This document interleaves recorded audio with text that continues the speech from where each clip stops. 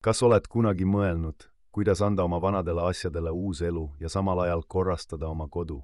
Alustame vana redelist, värvi see üle ja kinnita seinale, et luua unikaalne riiul, mis sobib suurepäraselt klaaspurkide hoidmiseks. Vana kohver võib muutuda lahedaks seinale kinnitatud kirjutuslauaks, mis säästab ruumi ja lisab samas vintage hõngu. Puidust kast, mille leiad garaažist või keldrist, saab kergesti ümber kujundada stiilseks esikuseinale kinnitatavaks organisaatoriks. Vanast redelist saab valmistada ka stiilse rätikuhoidja vannituppa, andes sellele uue värvi ja funktsiooni.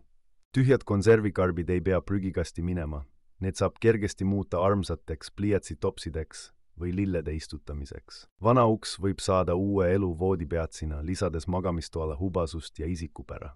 Vanad veinikastid on ideaalsed avatud riiulite loomiseks köögis, pakkudes nii funktsionaalsust kui ka rustikaalselt šikki välimust.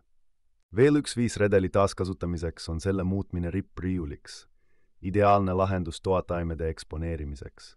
Isegi vanad metallkapi sahtlid võivad leida uue otstarbe seinale kinnitatavate hoiukastidena, aidates korrastada esikut või mudatuba.